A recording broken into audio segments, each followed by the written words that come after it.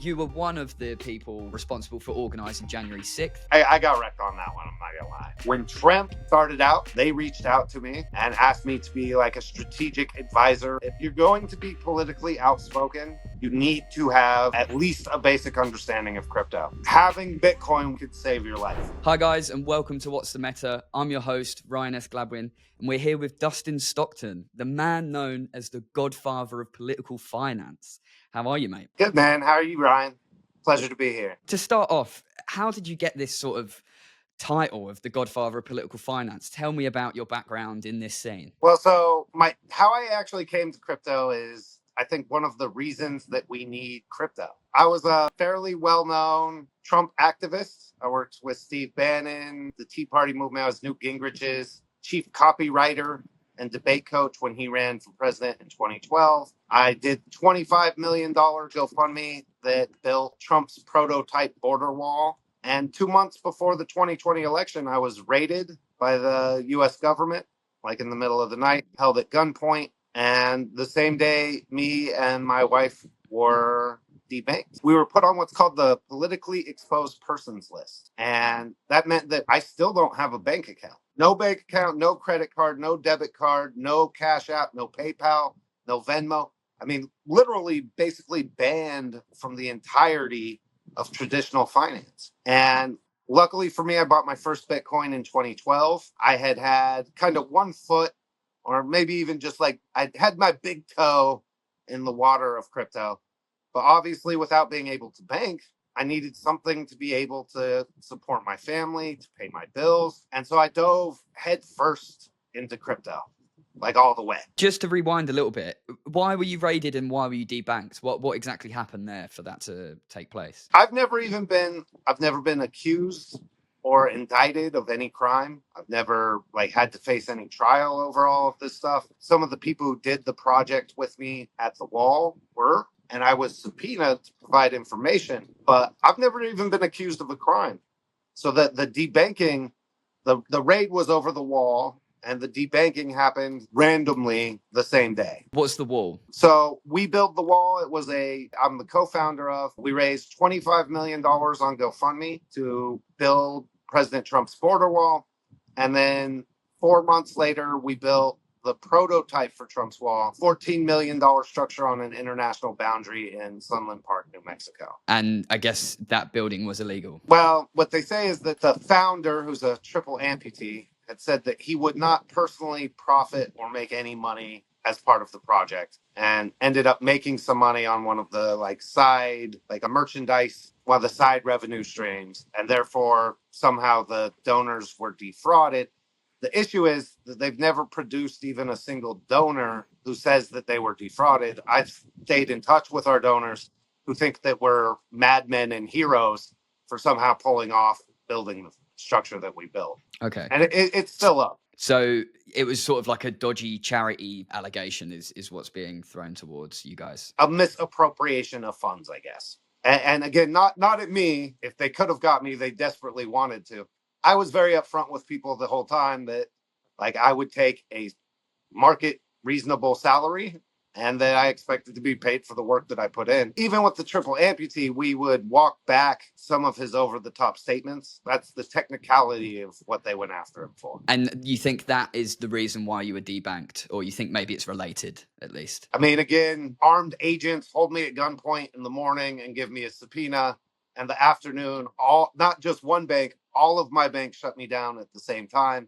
And eventually we find out that we were put on the PEP list, the politically exposed persons list. And the thing is, it's usually reserved for the heads of state, which I've not yet conquered a country. I'm hopeful, but not yet. And leaders of organizations formed by international treaty. And so I'll fit either of those categories, but we would see it happen.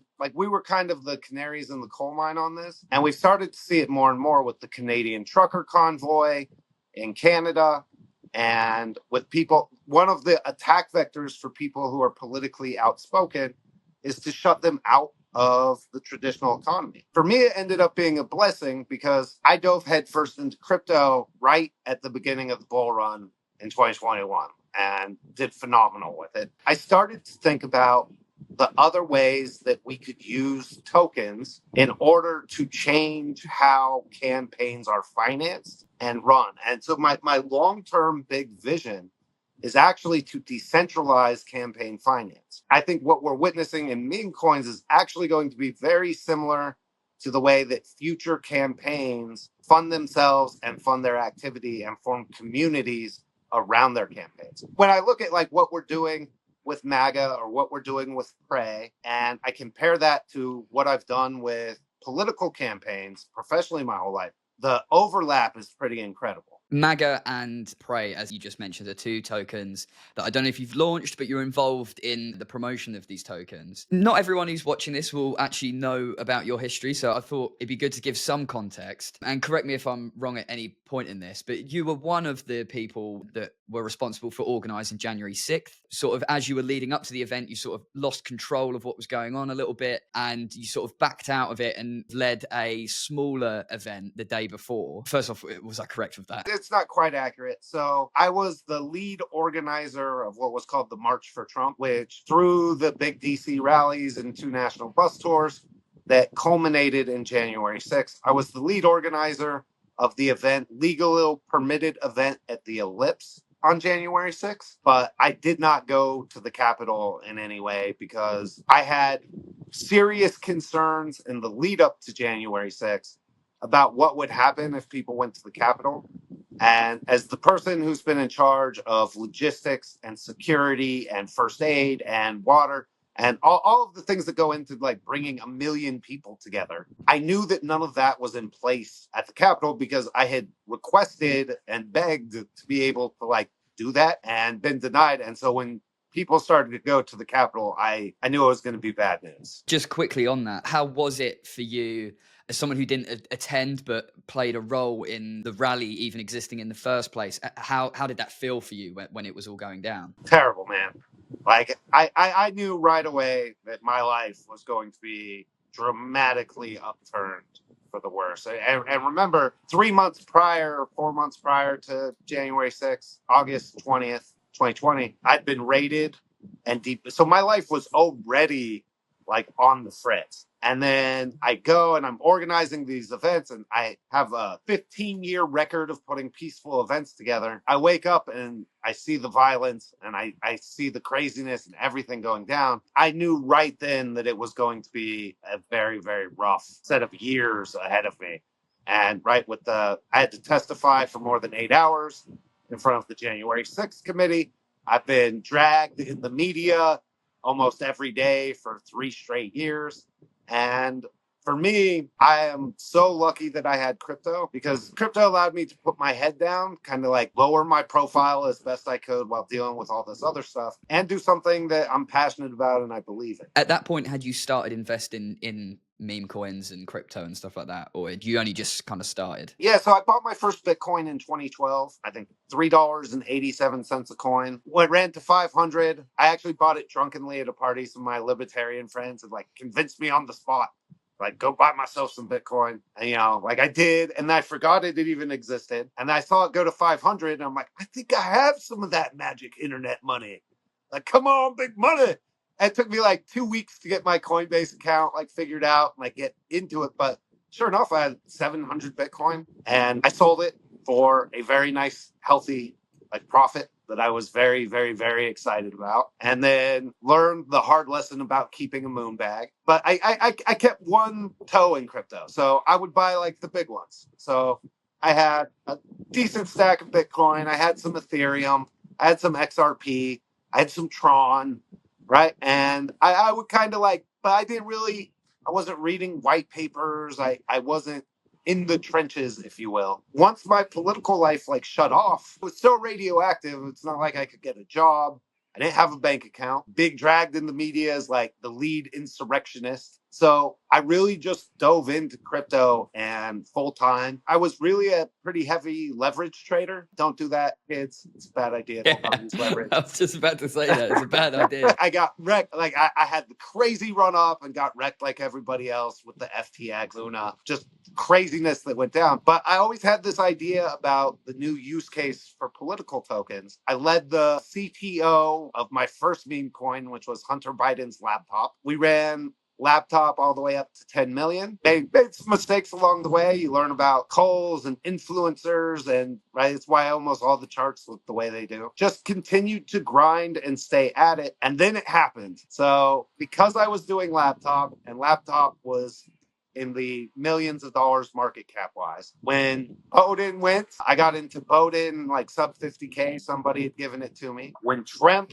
started out, they reached out to me and asked me to be like a strategic advisor and support that team. I was a hour one holder of Tucker. I still do Tucker community spaces. In fact, traveling to one of the Tucker Carlson events with Tucker. If you saw the video of the Tucker puppet with Tucker at Bitcoin Nashville, I helped put that together. Basically, all the large Politify projects that have launched over the course of the last 6 months involve me because I've built this niche crypto audience surrounding politics. It's been pretty cool from my standpoint. There's loads of questions that I want to ask you off the back of that. You were clearly connected in some way in the political world. You were organizing big events, and you, like you said, you were the lead organizer for January 6th.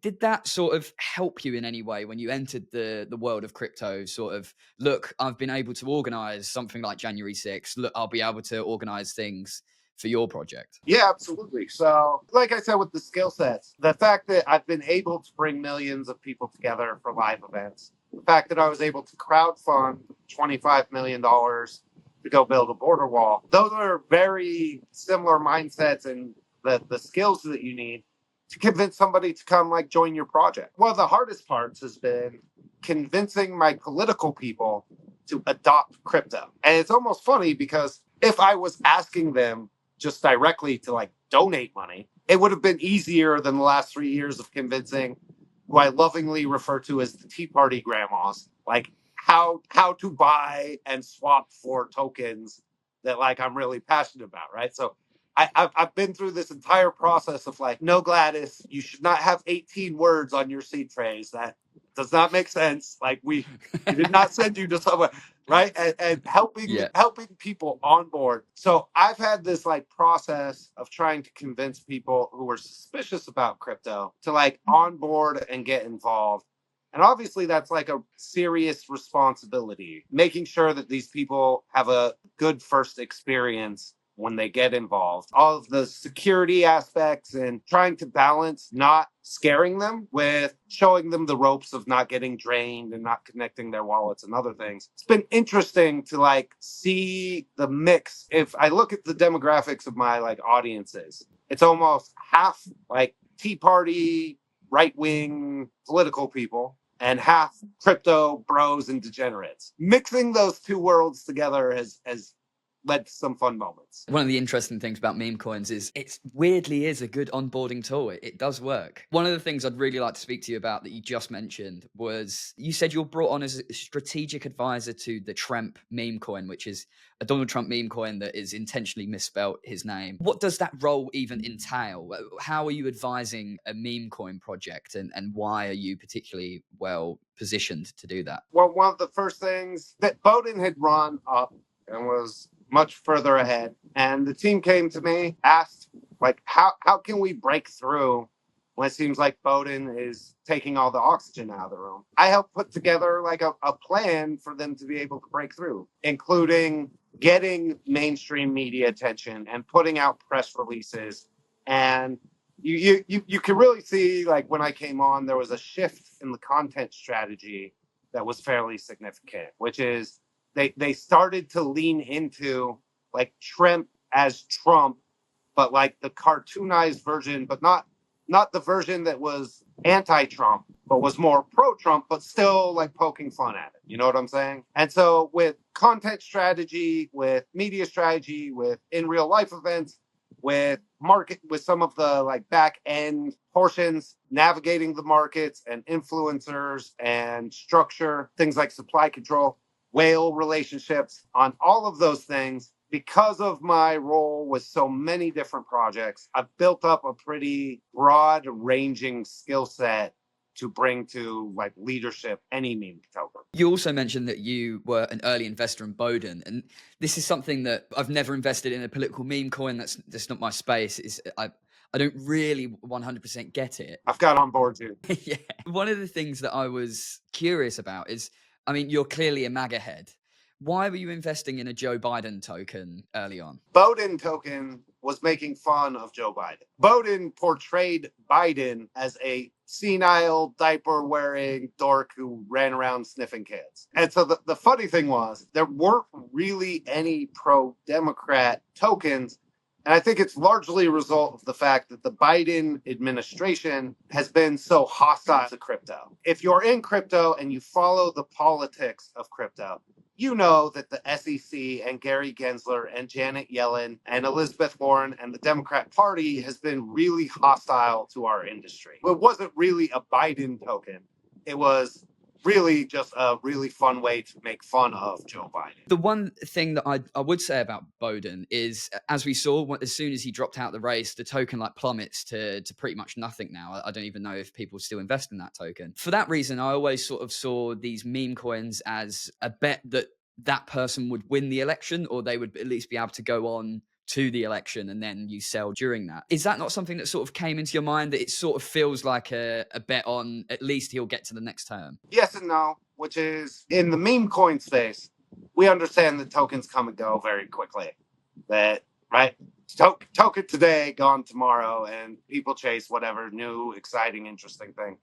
I mean, it was even more pronounced. So the CTO, my first CTO, and really like the first meme project I like really dove into was Hunter Biden's laptop. The thing was, I believe that we would survive even like post Biden because of the corruption that's revealed on the laptop is so important. But the market determined otherwise, and I absolutely got hosed. Right, like I ended up riding it all the way to zero, basically. It was a tough lesson because when Joe Biden stepped out, people no longer thought that Hunter Biden's laptop was relevant. And so with these meme tokens and political tokens specifically, there is some element of like, if they win, they get to continue. Right. Like for Trump, for example, if Donald Trump wins, then you have 4 more years of his presidency. Your token is relevant and kind of part of. But I still think that like post-election, buy the rumor, sell the news on this is that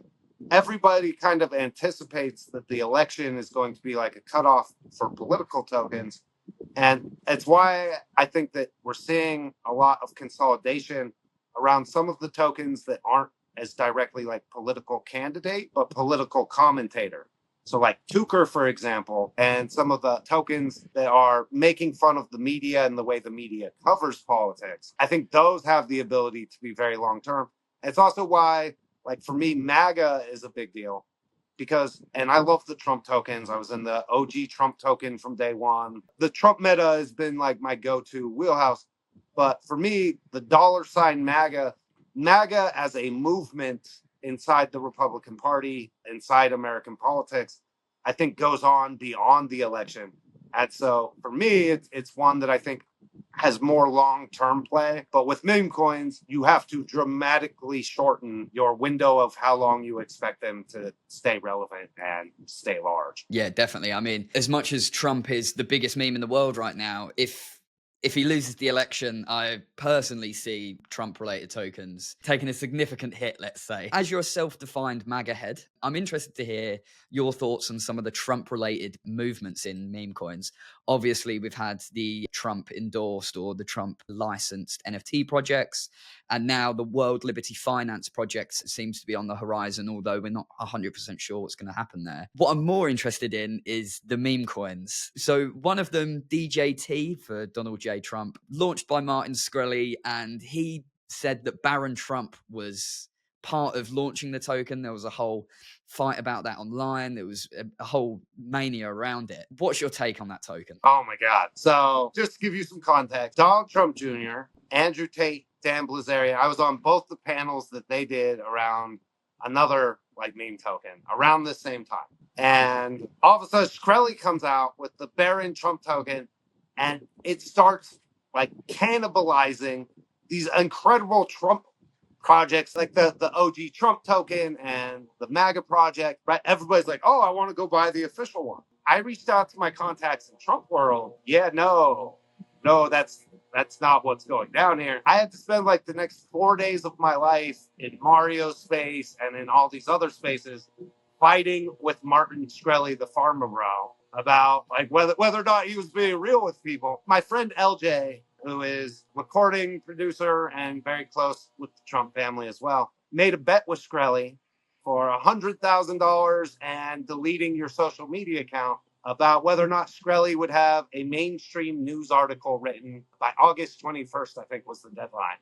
And of course, that has since come and gone, and Shkreli, being the scumbag that he is, has not paid his debt to my boy LJ. Hey up, Martin. There's still a lot of confusion about what happened there because, I mean, Shkreli still is adamant that it is real and Barron was behind it. And now with this World Liberty Finance, there was a leaked white paper for it. And in that white paper, apparently Barron Trump is sort of quoted as, I can't remember the exact quote off the top of my head, but like a DeFi mastermind, basically, that he understands crypto really well.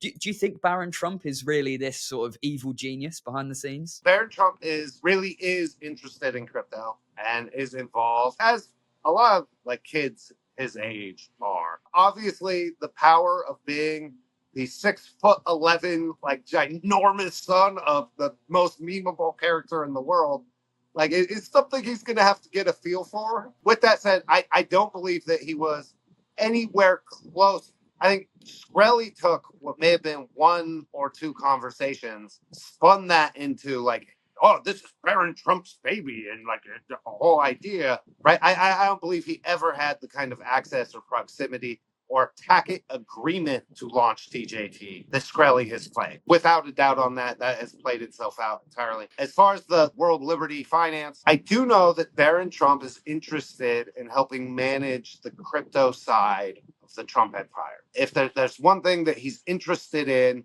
like being very heavily active and involved in, it's like whatever the crypto part of the Trump empire ends up becoming. And I think that's cool. I personally have asked the Trump family on several occasions and eventually finally publicly after the RTR or something. I've asked them before and then I asked them very publicly, just let people know that there will be no Trump meme token between now and the end of your father's administration.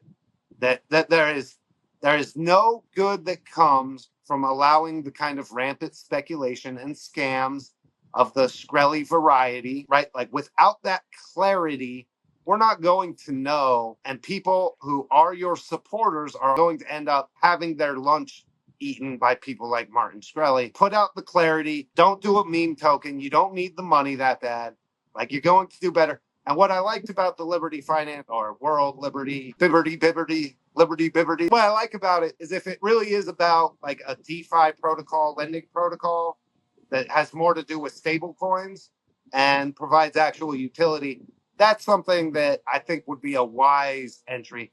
And what I told the Associated Press this week is I love that the Trumps are involved, right? I want them as if we have this decentralized system, of course I want the Trumps to find out more, because that's how you see what happens with Donald Trump happen, which is he evolved from being the typical boomer who's like, Bitcoin, that's for drug dealers to do bad things, to now understanding the importance of what it is that we've been building in crypto.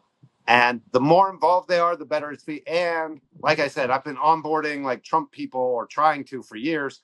Since Trump has embraced crypto, it's become like a lot of people are willing to try it for the first time that they never would have. And for all of those reasons, I want them to be actively involved. I think it's good that Trump is pro crypto. I'm kind of hoping that his hardline pro crypto stance is going to pull Kamala to the pro crypto side, because I feel like she might have no choice. The one concern I have around Trump and crypto in general, but also with this World Liberty Finance thing, is it sounds like Trump wants to own Bitcoin. He says about like America being the place for Bitcoin, and like it feels like he wants all the miners in crypto. He wants to centralize the decentralized idea.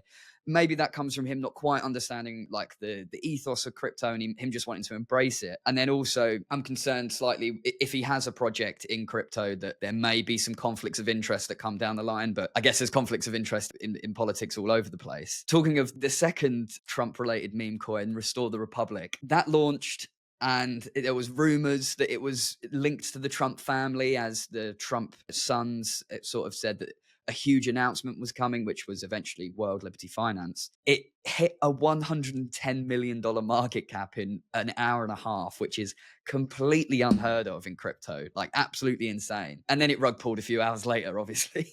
What do you think happened there? This is somewhere that the Trumps, and I believe that they've got the message now and understand, which is Trump is one of the greatest marketers of all time, which includes like teases. The problem in the crypto space is that if you put, we've got a big announcement, somebody is going to take that opportunity to front run you with, oh, maybe this is it. The fact that they didn't respond, I mean, they responded relatively quickly on Restore the Republic, right? But they responded quickly for the real world, but not for crypto. It was an hour and a half, and it was at 110 million, which responding an hour and a half to any sort of real world thing is fine, but crypto, it's too late. Yeah, I got wrecked on that one. I'm not gonna lie.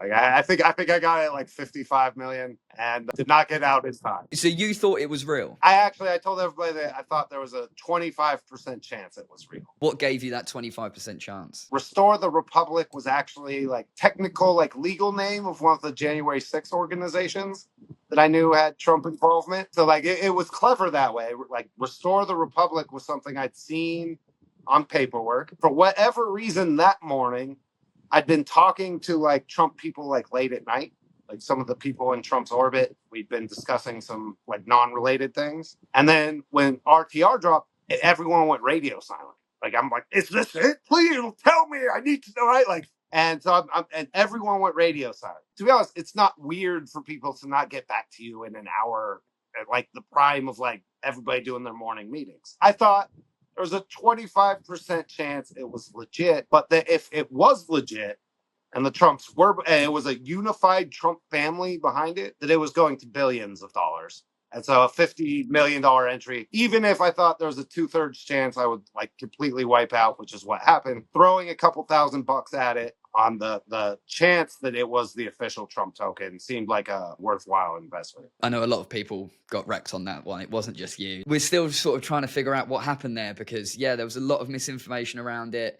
A lot of, I mean, people today still believe that it was Trump related and links back to the family, but I don't know, there's no real hard evidence for that. In politics, this is something we deal with so frequently, the illusion of proximity. And so, right, at every fundraiser, like every fancy fundraiser for any senator or presidential candidate or whoever, there's always like a picture line. And that's to like give the people who gave you money like this, oh, look, I've got a picture with so-and-so. When really, if you're there, you've seen 70 people and you get like 30 seconds of FaceTime while you're taking the picture. You don't have real proximity, but you're able to create the illusion of proximity. And people do it all the time to inflate their resumes and who they're connected with and who they know. I think crypto is going to learn like some of those, like how easy it is to get your picture taken with somebody famous, proximity rules, the hard way. We're getting to the tail end of this, and I've got two sort of big macro questions to ask you about sort of your life lessons. Would it be safe to say that January 6th and the month that led up to it was sort of the biggest period in your life? It was huge. I mean, it definitely was a culmination. To be honest, probably 2016 and the role I played helping President Trump get elected the first time, I would say it would probably be bigger. but it was definitely the most destructive. Yeah, I can imagine. It sounded awful. From that period, what lessons did you take from that, and how have you applied them to the world of crypto? The biggest one is if you're going to be politically outspoken, you need to have at least a basic understanding of crypto. Any reasonable like life plan for, especially if you're politically outspoken in any way, anywhere in the world, you should have some Bitcoin set aside for yourself somewhere that you can access. So that if your banking is taken away or if you're gone after, having Bitcoin could save your life, like for real. The second part is making sure that we stick to the crypto ethos. So for me, it's those underlying principles of decentralization, peer-to-peer, and censorship resistance really, really drove me into crypto. And to be honest, it's dramatically changed my politics. Like, for example, RFK and a bunch of like the people that we would have been politically opposed to that I've met in crypto has brought us together around these like central issues that we overwhelmingly agree on, which is no one should ever be able to take your bank account away because they disagree with something you've said. You should never have to face censorship if you've never been like, right, if you haven't been taken to court and haven't had the due process to defend yourself. These are the kind of things that crypto addresses and make it long-term relevant and important. And for all the craziness and the degeneracy of meme coins, all crazy stuff we're always doing, like it's really important that we remember and uphold those underlying principles. From the outside looking in, I'm from the UK. America is maybe the most polarized country that I've ever seen. It's really crazy to look from the outside in, sort of. I mean, you guys are so far on the right of our country and me personally that it's kind of crazy that you disagree so hardline, but you're not that far away from each other. Crypto is a topic that you probably could agree on, and it'd be nice to see America at least unify around that. You might think that we're far apart and like our politics don't align. My guess is that we would figure out that we were much closer together on all of the important issues than most people realize. And the other reason that I believe crypto is so important, which is it is the only place that I know that I have conversations that have a positive outlook for the future. Everything else in politics is doom and gloom and the sky is falling and oh my God, everything is terrible. And yet, no matter who I'm talking to in crypto, we have a vision for the future that's awesome. And as long as we keep that, I think our political power and our political organizing will only continue to grow in ways that are equally amazing. I totally agree. It's something that I think the industry needs to keep its eyes set on. Crypto is a solution to problems that exist in the world. So when we talk about them, it's, yeah, like you say, a lot more positive. One of those ideas that you had was the idea of decentralizing campaign finance through meme coins. That aside, do you think meme coins can be used for political movements and activism? Absolutely. So I like to joke that when we got President Trump elected, we call it the Great Meme War of 2016. I personally am a decorated veteran of it, like very proud. But we memed the greatest internet troll of all time to the highest office in the world through the use of memes, right? Like that, it is not an understatement. And you don't have to take my word. The Democrats, when they looked at how Hillary lost, they did several full-length articles about how she lost on memes, and that's why she didn't become the president. Even without like the official campaign structure and the other stuff that I envision that we're going to be able to do with tokens to remake campaign finance, which I think is one of the biggest problems we have in politics, even the action of creating communities that meme and put messages out and raid, like all the stuff that we do to make our tokens value go up is exactly what needs to happen to win the marketing and meme wars in politics. MAGA, we are supporting several like Trump-backed, like people who support President Trump. We can't give to the official campaign, but we can get our community to back up his messaging, to put out his memes, to create memes that reinforce that and spread the information out everywhere without the official structure. And so meme coins are the bomb. Fair warning, incredibly volatile. You never know what the next day is going to bring. I have so much fun in this space. And if you really study it and pay attention, what you realize, this is just next level guerrilla marketing in a way that's awesome. Definitely. Power to the meme coins, am I right? Let's go. Awesome. Thank you so much for joining me, Dustin. Ryan, pleasure speaking with you. Thank you and Decrypt for having me. I'll check in before the election's over.